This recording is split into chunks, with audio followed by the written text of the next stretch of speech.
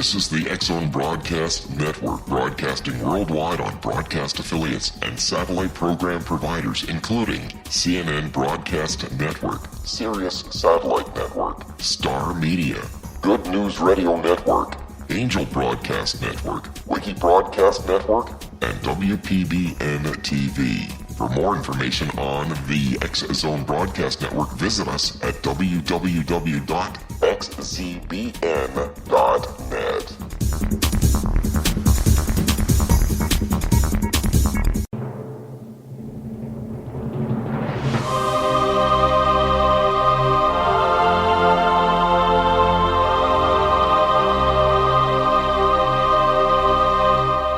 The Science of Magic with Gwilda Wiyaka is largely an opinion talk show. All opinions, comments, or statements of fact expressed by Gwilda Wiyaka's guests are strictly their own and are not to be construed as those of the Science of Magic or endorsed in any manner by Gwilda Wiyaka, REL-MAR McConnell Media Company, its affiliated networks, stations, or employees.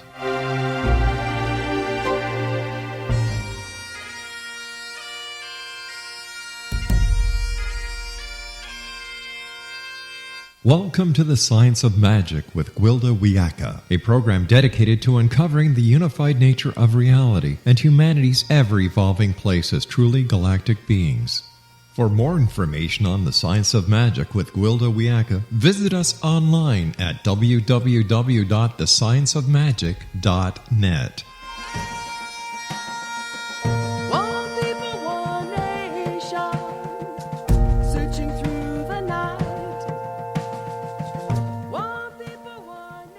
Welcome to the Science of Magic, a program combining the science and magic of today's leading topics to co-create new solutions and promote evolutionary thinking.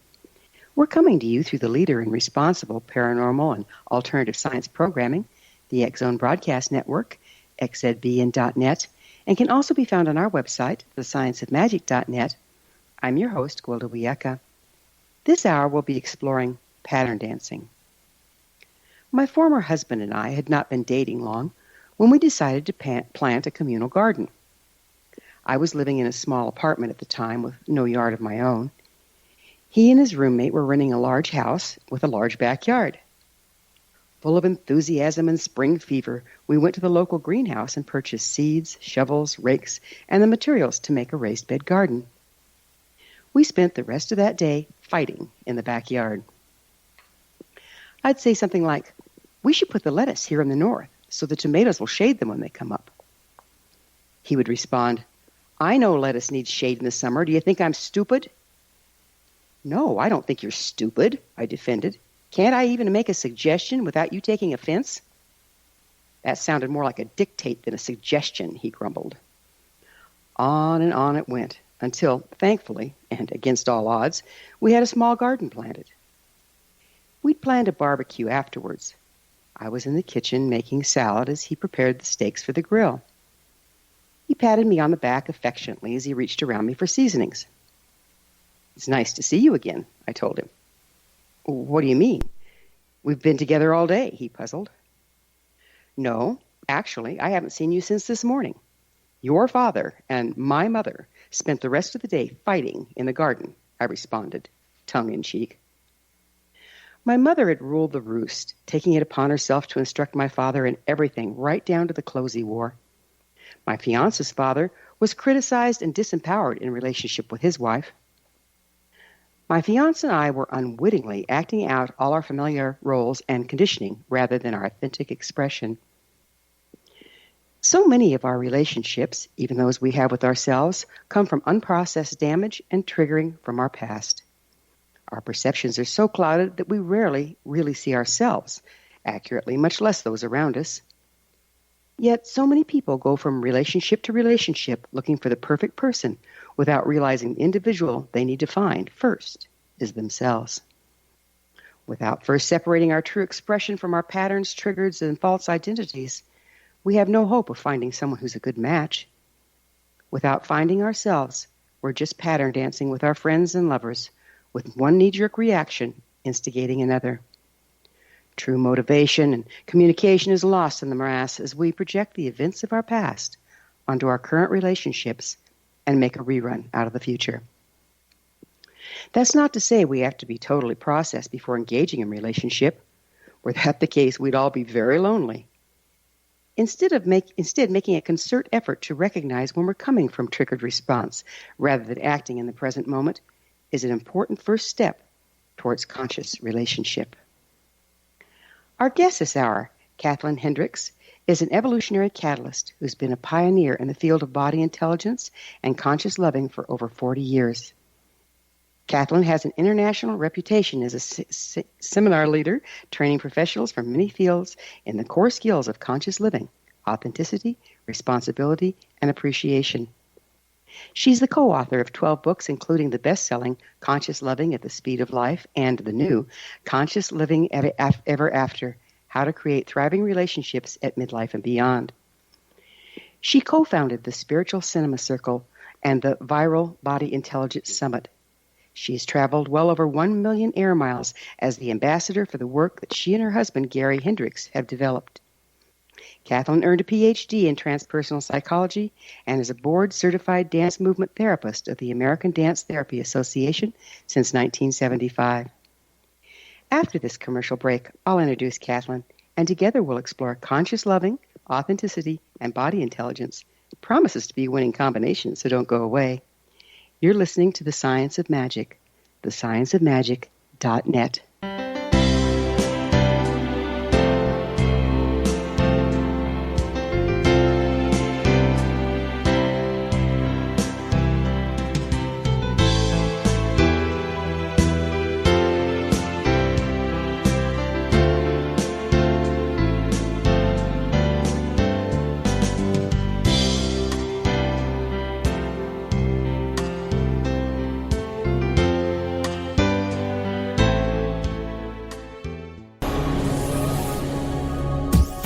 This is the X-Zone Broadcast Network, broadcasting worldwide on broadcast affiliates and satellite program providers, including CNN Broadcast Network, Sirius Satellite Network, Star Media, Good News Radio Network, Angel Broadcast Network, Wiki Broadcast Network, and WPBN TV. For more information on the X-Zone Broadcast Network, visit us at www.xzbn.net.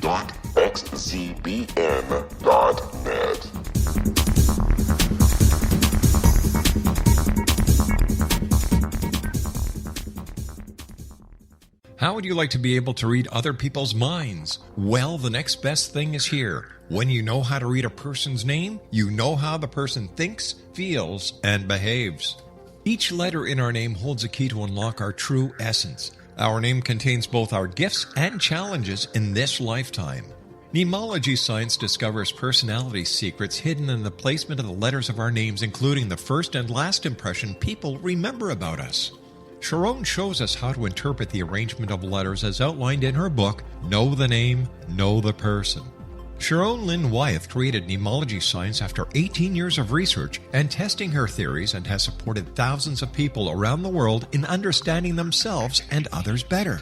You'll enjoy Sharon's unique teachings as she shares her system to learn the gifts behind your given birth name. Even if you don't like your birth name, there are jewels in this book. If you're thinking of changing your name, ready to name your child, or wanting to get along better with others, this is the book for you. If you'd like to improve your relationships and change your life for the better, get the book today, Know the Name, Know the Person, or visit www.knowthename.com. That's www.knowthename.com.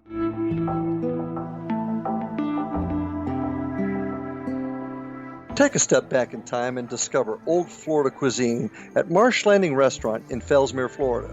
Enjoy delicacies such as frog legs, gator tail, catfish, and swamp cabbage, or enjoy the more traditional cuisine such as hand-cut Angus steaks, ribs, and seafood. Join us for breakfast with a southern flair featuring sweet potato pancakes, biscuits and gravy, and much more. Planning a party? Marsh Landing's private dining rooms can accommodate groups from 8 to 80 people. While you visit, enjoy the historic pictures, artifacts, and stories that line the walls. Marsh Landing is truly a unique experience. Marsh Landing Restaurant, 44 North Broadway in historic downtown Fellsmere, or visit marshlandingrestaurant.com. Marsh Landing, old Florida cuisine at its best.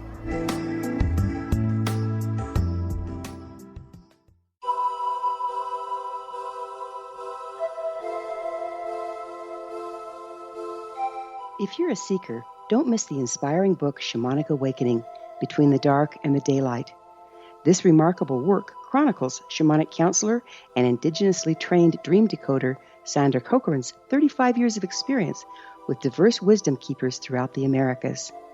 Sandy's initiations across the British Isles, Turkey, Greece, and Egypt, combined with her knowledge of symbology, psychology, and myth, influence her dream blog and workshops. Sandy offers private readings, sacred international journeys, a meditative CD, and her book, Shamanic Awakening, to encourage you as you navigate your earth walk and create a deeper connection to yourself. Find this and more at her website, starwalkervisions.com.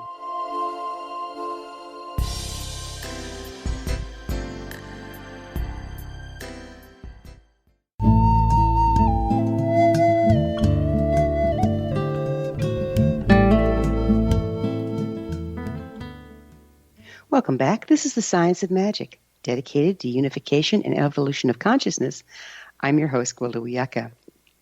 With us this hour to explore the topic of conscious living and conscious relationship is Kathlyn Hendricks, co-author of 12 books, including the best-selling Conscious Loving at the Speed of Life and The New Conscious Loving Ever After.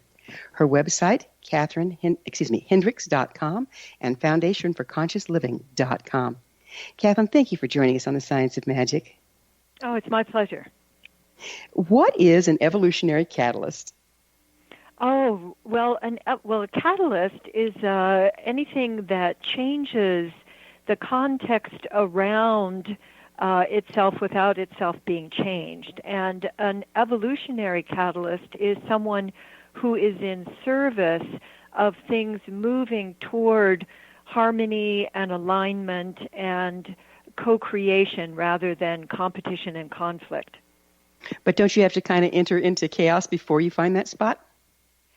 Well, I think chaos is definitely a part of life, and that what gives us direction is what we choose. And choosing, in the way that we describe it, we call it a commitment, where you gather yourself and move yourself consciously in a chosen direction. And we think that conflict is run by adrenaline and increases the level of chaos, whereas commitment really allows you more freedom of choice and allows you actually more freedom in all ways to create rather than compromising and rather than recycling those old pattern dances. So you see all conflict as being counterproductive to unity? I would say that conflict is really not facing what is actually occurring, and that there is a difference between conflict and differences. And differences, I believe, are really here to be appreciated and to be listened to carefully, and that we can, in our relationships of all kinds, create a large enough container, a large enough context where each person can really have what they most deeply want without compromising or without having to control the other. So, for example, Gay and I, my husband Gay, and I have had no conflict, blame or criticism in our relationship for at least this century. Well, where does the catalyst come from then? Where's the excitement come? Oh, yeah. See, that's a very common misunderstanding, that excitement has to come from conflict. And there's an even deeper excitement that comes from authenticity. It comes from expressing what you're really experiencing and what you're opening up to, and sharing with curiosity with each other what you're feeling, what you want, what you notice in the other, so that what replaces that adrenaline excitement is actually the uprising energy of creation, of creativity that only comes when you're being authentic. Because when you conceal, what we have noticed, we have a saying we call withhold, withdraw, project, that when you're concealing, the next thing that happens is that you withdraw from your partner, because we're meant to express. And when you withdraw, then you get distant from your partner, and then your partner starts looking different. So the conflicts that most people come up with we have found often come from not being willing to actually reveal what you're experiencing, what's true for you, and especially what you're feeling. So you're saying we can be different, but we have to leave each other room for that? Is that more like it? I would say yes.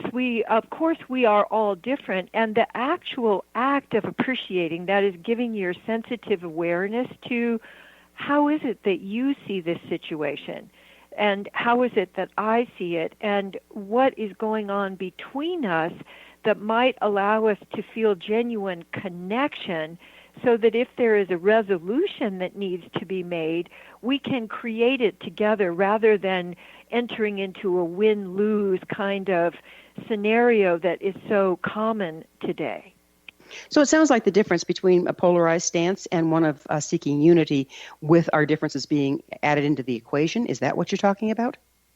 With our differences and also our wants and our aspirations and what we dream of and what is really what we call your own genius, what is in you that is unique, that wants to be expressed in the world. So for example, I love to move. I've loved to move since I was a baby in my crib, and when I don't move, I can't think very well. So and my husband is a writer and a visionary primarily, and so he could go for long times without moving, and it wouldn't bother him at all.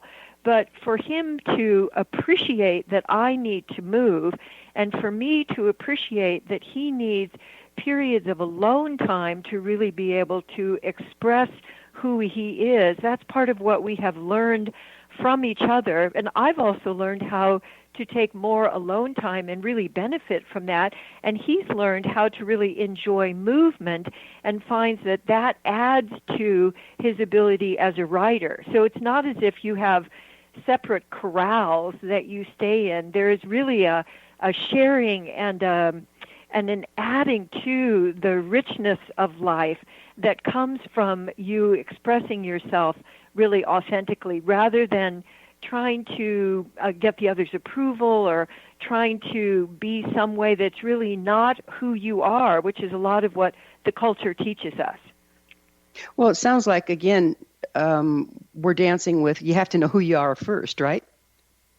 I think you can only know, you can know who you are. You can learn how to love yourself. You can learn how to be appreciative with yourself.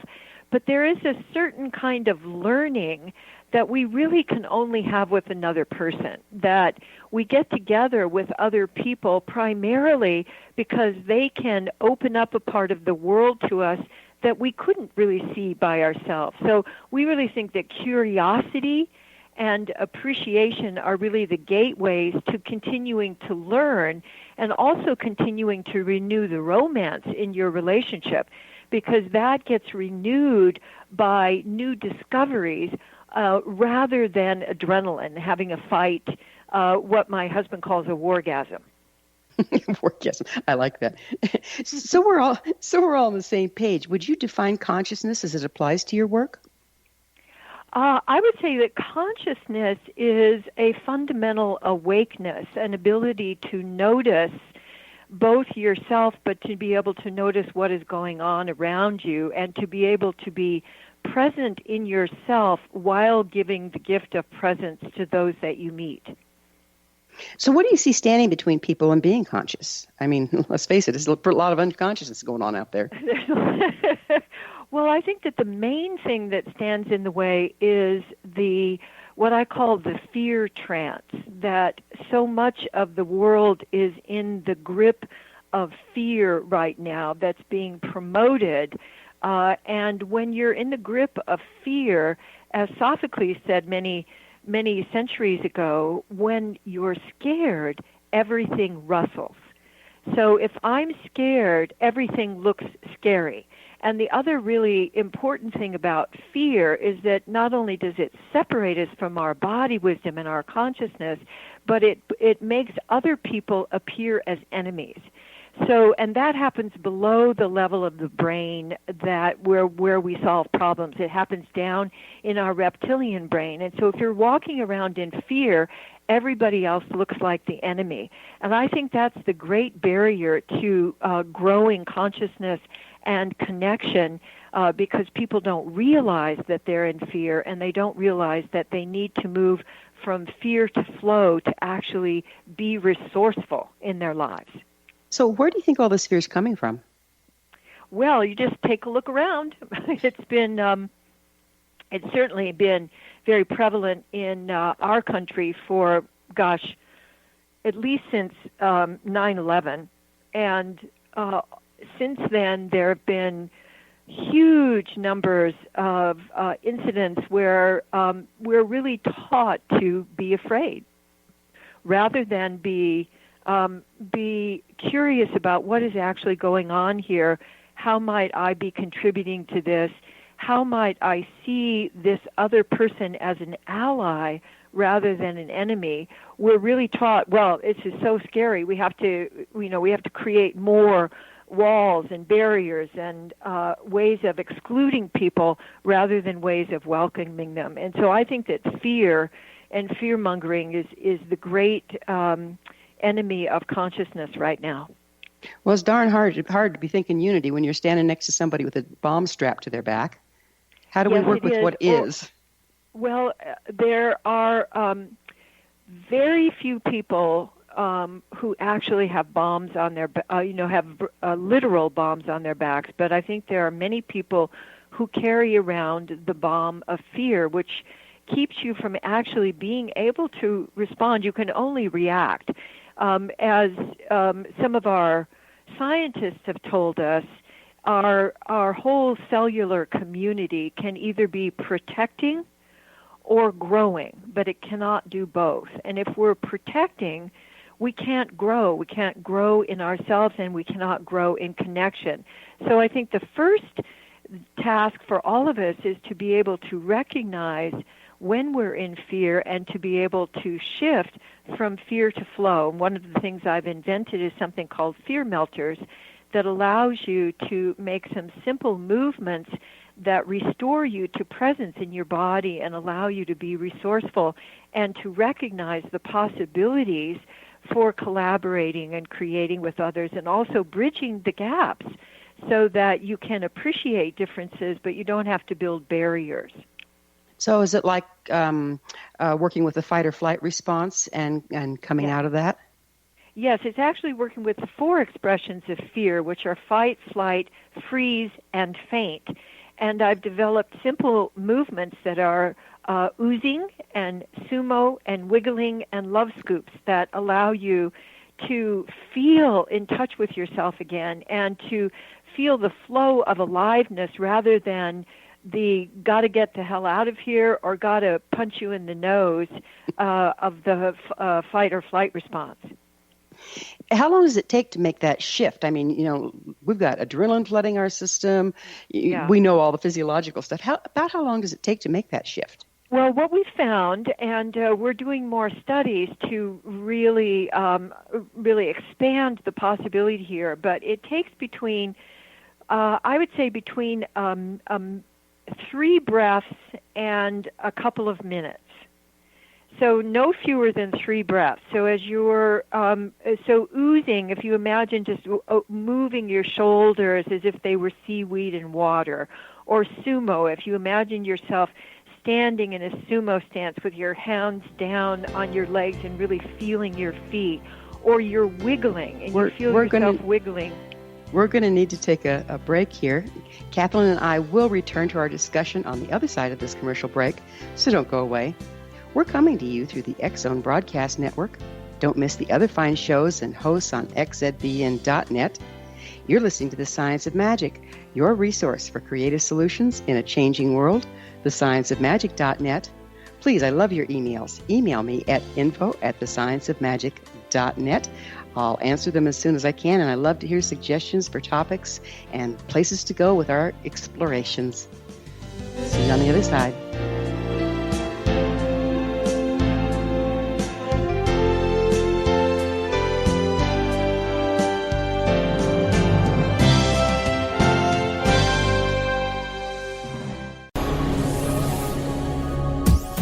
This This is the X-Zone Broadcast Network, broadcasting worldwide on broadcast affiliates and satellite program providers, including CNN Broadcast Network, Sirius Satellite Network, Star Media, Good News Radio Network, Angel Broadcast Network, Wiki Broadcast Network, and WPBN TV. For more information on the X-Zone Broadcast Network, visit us at www.xzbn.net.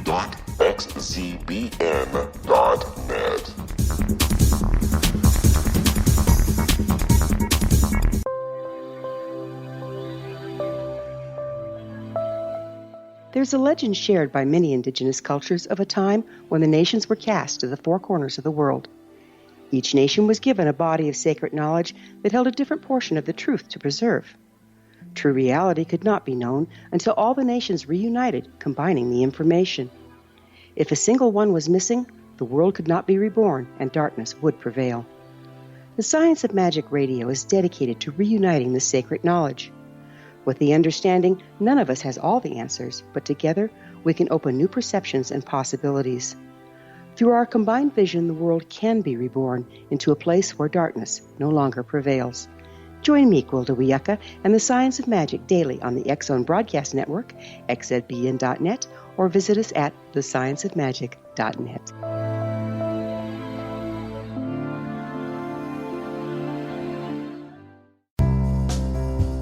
Gibbs A. Williams, Ph.D., is a practicing psychoanalyst, supervisor, researcher, and author in New York City. Much of his life has been dedicated to understanding nature and the uses of meaningful coincidences or synchronicities. His radical and original non-Jungian, non-mystical, non-magical theory of synchronicities illuminates much of the fog surrounding this challenging and perplexing topic. His ideas and manners are fresh, presented in a style that is both entertaining and highly informative. He is also an expert on crisis intervention, specially focused on violence reduction for the police and citizens, mastering anxiety, frustration, and stress without the use of medication, and effectively preventing and treating heroin addiction. Dr. Williams can be contacted at his email address at gwwilliamsny11@aol.com or visit his website at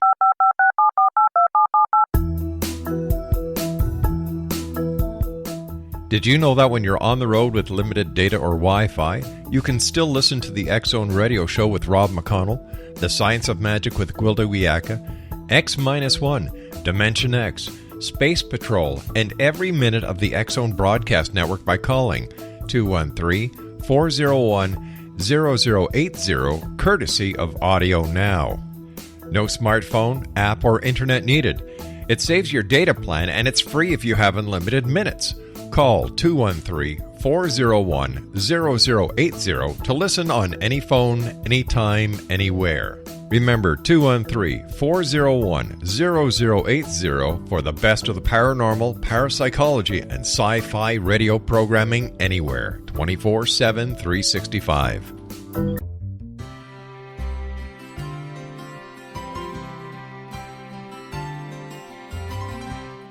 True healing must address 4 levels: physical, emotional, mental, and spiritual, for us to live joyful and productive lives. We tend to treat 3 of the 4, leaving the spiritual languishing. If you're tired of the same dysfunctional patterns cropping up in your life, Soul Balancing is for you. Trixie Phelps, owner and founder of Soul Balancing, is a naturally gifted energy healer trained in numerous esoteric forms, including shamanism. Trixie has created a powerful modality that safely and effectively clears your energetic field. A soul balancing session can remove interference, heal trauma, and restore your hope. Contact Trixie for a life-changing long-distance session today, www.soulbalancing.world.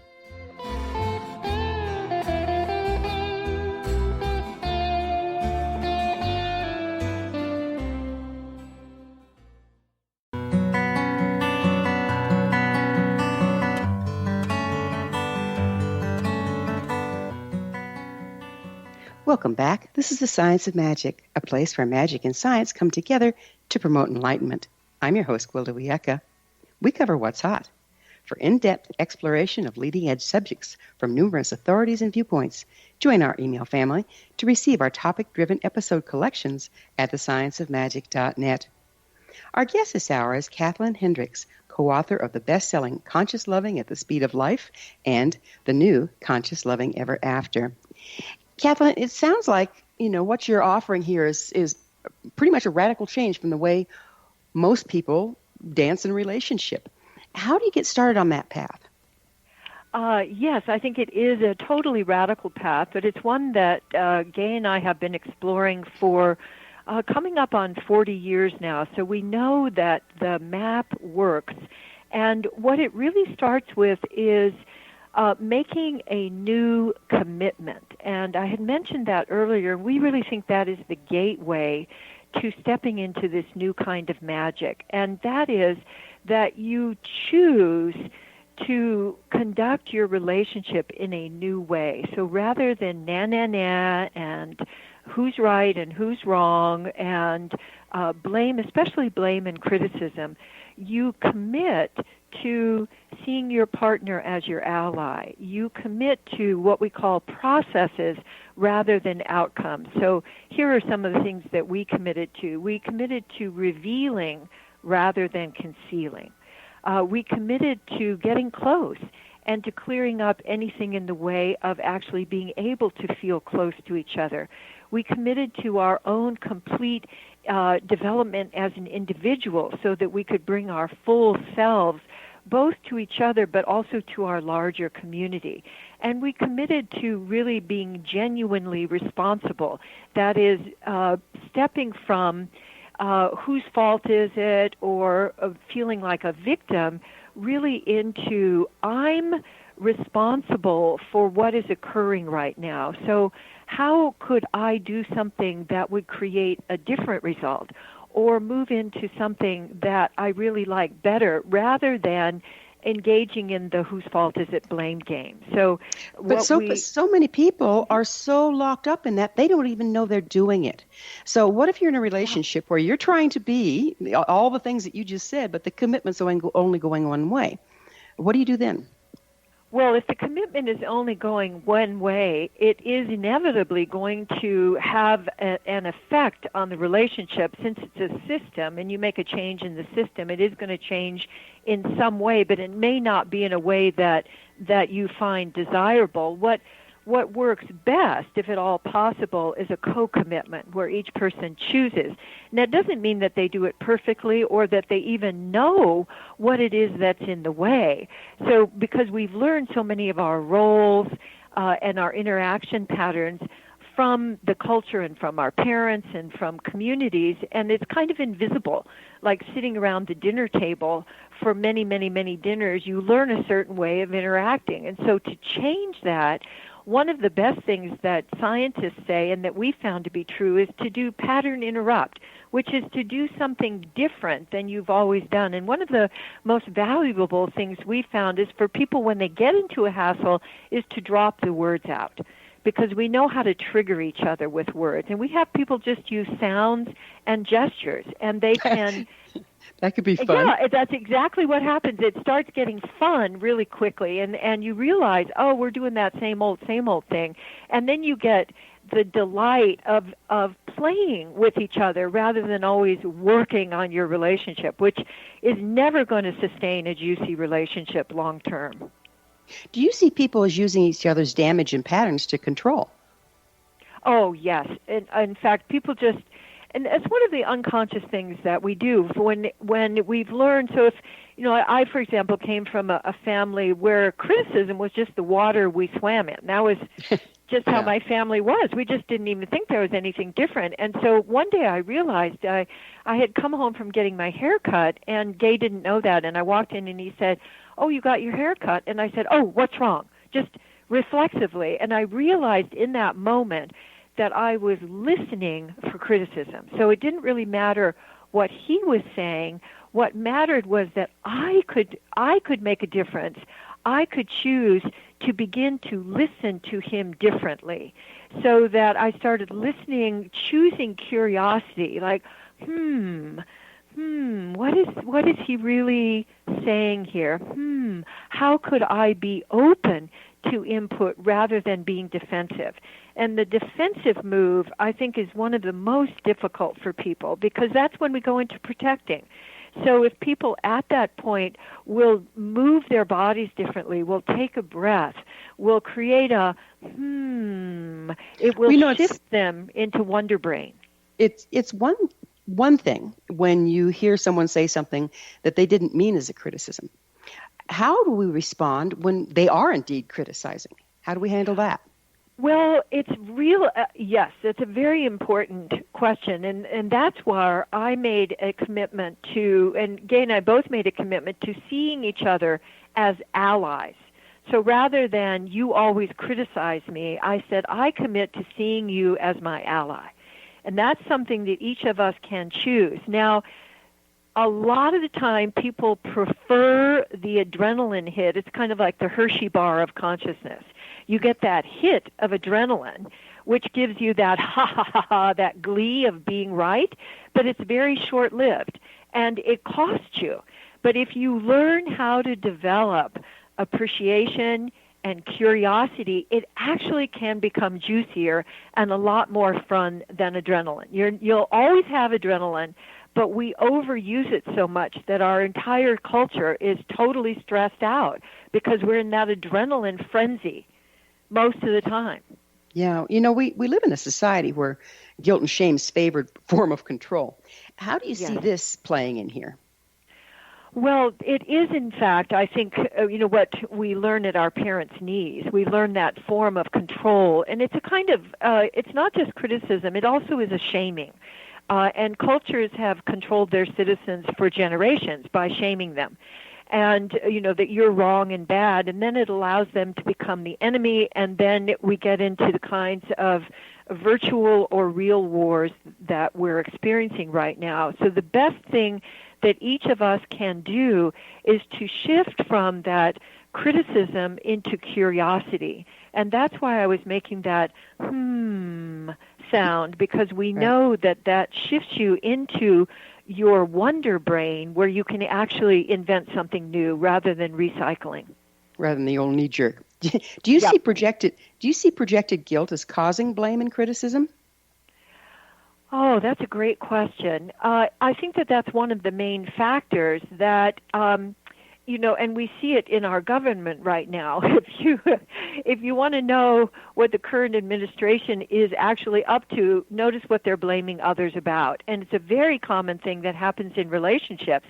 If I'm afraid that I'm doing something wrong, it's much easier for me to see it in somebody else than it is for me to see it in me. So I like to, if I'm blaming a lot, I like to look at, what might this have to do with me? Is there something that I'm feeling guilty about, which means there's something I feel both angry and scared about? And it's probably something that I've done that I said I wouldn't do, or something that I said I would do that I didn't do.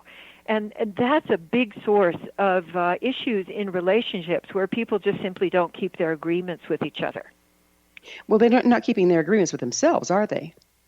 Oh, well, yes, and that's, I think, where it starts, is that you lose integrity with yourself when you have said you've made an agreement and then you don't keep it. You are really kind of breaking down your own resilience and your own ability to create. And those are things that can be repaired. You can say, I told you I was going to take the trash out yesterday, and I went to bed without doing that, and I feel guilt about that, and I'd like to see what I need to do to repair that, aside from putting the trash out this morning. So it can be repaired, but it can't if it just gets swept under the rug. Or blamed on the other guy.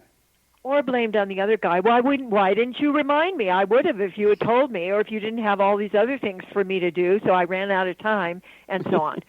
And the big payoff for that is just simply that adrenaline hit. And I wish more people knew that it's really like ringing a bell, just ringing one loud bell, and you get the hit from that, but that's it. There's no creativity in it.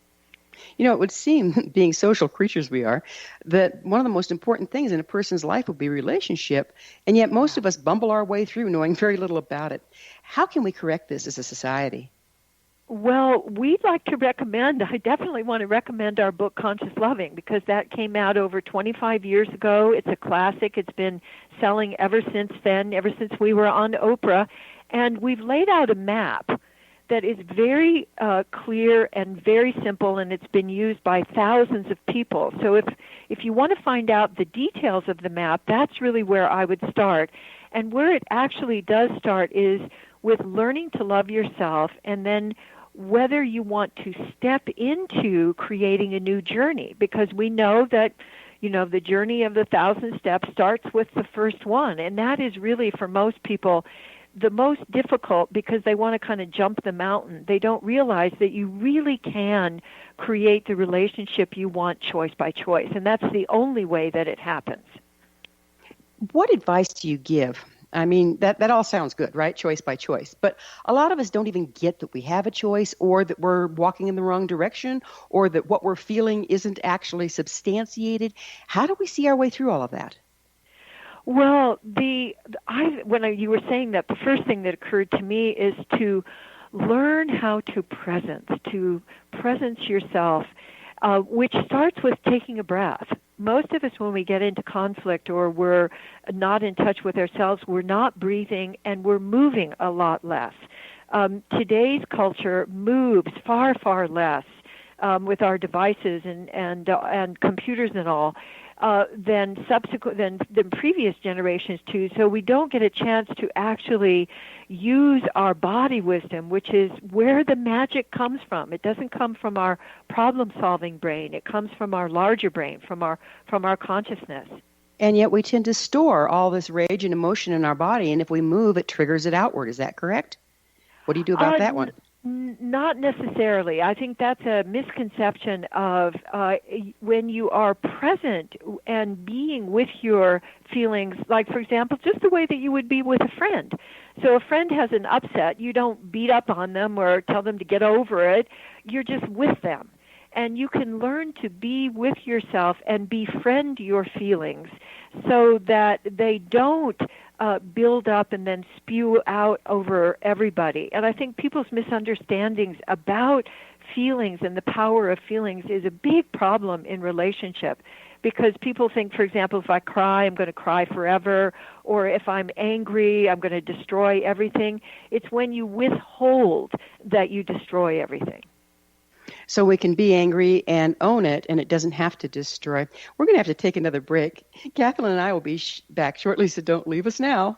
This is The Science of Magic, thescienceofmagic.net, your resource to altruistic professionals of science and the esoteric, working to create common ground for the betterment of our world. We're in this together. Your thoughts are very important. If you have any comments or topics of interest to suggest, please email me at info@thescienceofmagic.net. I love to get your missives. I will answer. We'll be back shortly.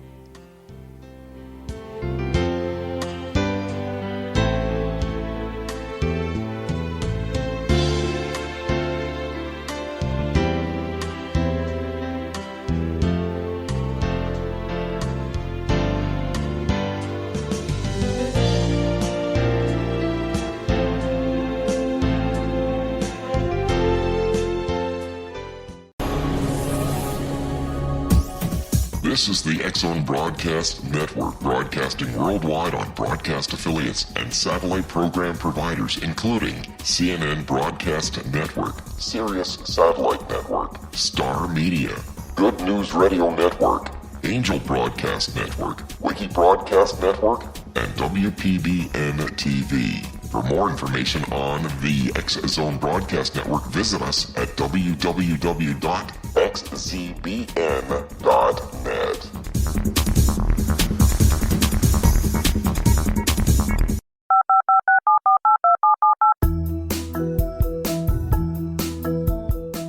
Did you know that when you're on the road with limited data or Wi-Fi, you can still listen to the X-Zone Radio Show with Rob McConnell, The Science of Magic with Gwilda Wiyaka, X-1, Dimension X, Space Patrol, and every minute of the X-Zone Broadcast Network by calling 213-401-0080, courtesy of Audio Now. No smartphone, app, or internet needed. It saves your data plan, and it's free if you have unlimited minutes. Call 213-401-0080 to listen on any phone, anytime, anywhere. Remember 213-401-0080 for the best of the paranormal, parapsychology, and sci-fi radio programming anywhere, 24/7, 365.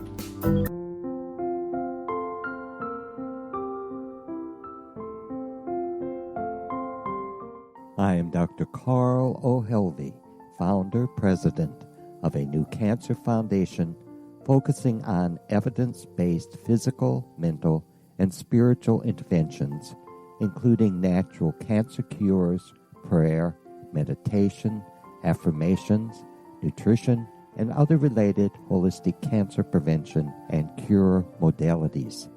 These are used in cancer education, research, and financing care. I ask for your help to continue this important work by donating at www.holisticcancerfoundation.com.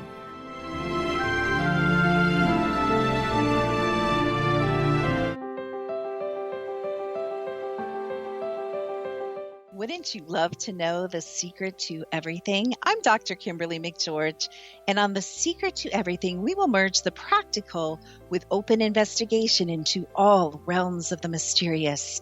We will talk to cutting-edge alternative health practitioners, those who inspire and motivate you in business and life, and of course, we will share stories of the paranormal, conspiracy, and cryptozoology. You will transform because of the frequency I carry, the frequencies my guests carry. Life may never be the same after you listen to this program, for the secret to everything is for you, the listener, for those who desire more in every area of their lives and believe that it can still be found. Listen and discover thesecrettoeverything.com.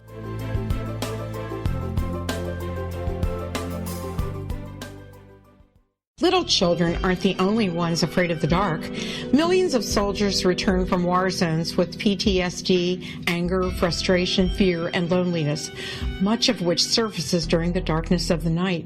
You have the chance to change the lives of these American heroes. Songs and Stories for Soldiers.us provides free MP3 players for these men and women. With a list of 3 million songs in 16 different styles, 100,000 audiobooks, and 30,000 old-time radio programs, every veteran can find something to soothe and comfort them at no cost. All our players contain an 8-hour audio program designed to help veterans fall asleep. With 1,500 plus vets now participating, it's our goal to deliver 10,000 audio players this year. Go to our website at songsandstoriesforsoldiers.us. Help us help a veteran make it through the night.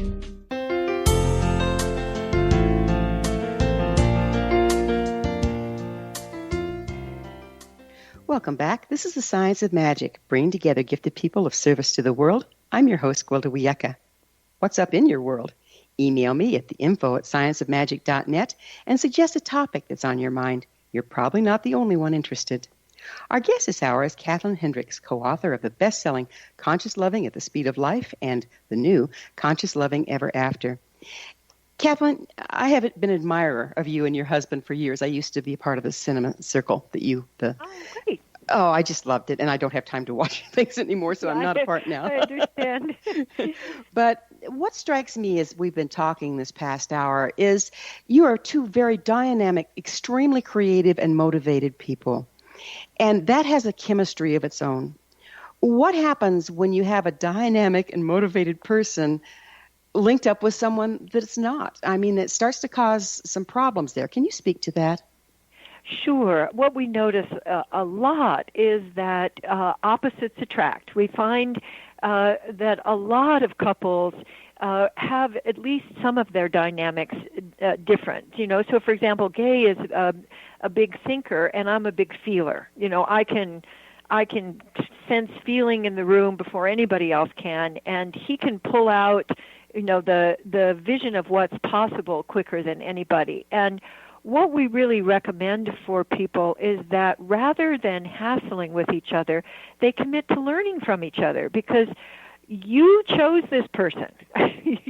You brought this person into your life. And so we ask people, what is the thing that you're trying to learn from them that you haven't been able to learn in any other way? It could be as simple as giving yourself alone time, or learning how to speak up, to say what you want rather than just acquiescing. It could be really becoming a little bit more extroverted or a little bit more introverted so that you have a bigger range of possibilities. So what often goes on in relationships is that we see the other as a less improved version of ourselves, and we keep trying to change them so that they're more like us. But where the real juiciness is in learning from each other, because people have different skills and unique qualities that if you appreciate them, that is, if you genuinely appreciate, then you might actually be able to osmose those. You could have those for yourself, rather than being scared of those or thinking, I can't ever be like that, or this person is just too loud, or, you're too much, or you're too quiet.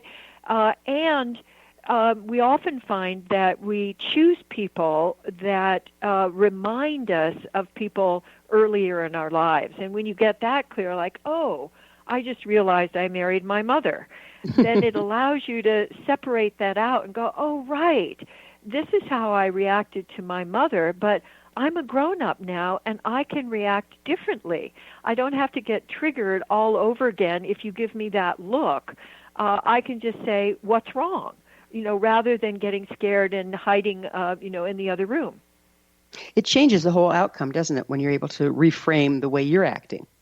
Yes. In fact, that's the only place where we really have any power, is over our own choices and our own relationship with ourselves. And it has much more power to make a difference in our relationships than if we put all of our attention into changing the others. So we say, first, really love yourself, and go ahead and love yourself for whatever you're experiencing, because that's often what we have been looking for, and we try to get it from others, but we don't give it to ourselves. Yeah, we try to milk it out of somebody else, and then we get frustrated in relationship because they aren't giving us what they can't give us in the first place. Right. and then we think that if I can't get it, then we get more desperate. And can often get more obnoxious, just trying to get attention, because humans have got to have attention. We forget that we need attention just as much as we need food and water. And if we can't get it in a delightful way, we're going to get it in any way we can. Negative attention is better than none at all. Exactly, because without attention, people die. You have this wonderful saying. You say that integrity is sexy. Would you speak to that? Oh, yes. Integrity. Integrity means wholeness. In fact, one of the great definitions is an unbroken wholeness or totality with nothing wanting. And I think that's like a celebration of our divinity, of our consciousness, who we can be. And integrity is supported by feeling our feelings, being emotionally literate, keeping our agreements, being response-able, and really being able to communicate and listen appreciatively. So we have these skills that we write about in, particularly in Conscious Loving Ever After, that are skills anybody can learn. And I've mentioned a couple of them today, for example, to do what you say you're going to do, and to not do what you say you're going to do, not going to do. So it's about really keeping agreements. And when you have integrity, it kind of gives you a new skeleton that really allows you to have so much more freedom of choice and being able to respond, being more creative, and also having more energy because you're aligned in yourself. You're in flow rather than at cross purposes. So imagine starting to do something and then criticizing yourself or second-guessing yourself, or that you'd be starting, stopping, and that's how people experience themselves when they're out of integrity. But when you're in integrity, boy, you have a lot more free time and a lot more juice to be using freely rather than recycling in problems and issues. It's difficult to stay in integrity with yourself if you're constantly exposed to things that are out of integrity. How do you manage that?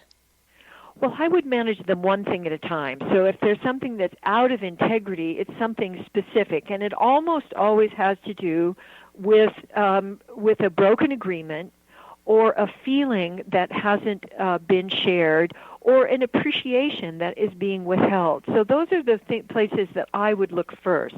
So did I do something that I said I wasn't going to do, or did you?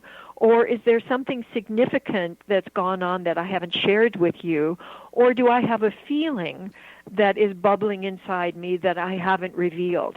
Those will go a long way toward bringing you back into flow and into intimacy.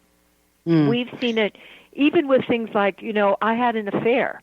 You would say, wow, well, that's certainly not going to create intimacy. But we have found that when people share with each other and they reveal what's actually going on, there's a fallout that occurs, and then almost always, in the thousands of people we've worked with, people are grateful for knowing and feel more intimate with each other.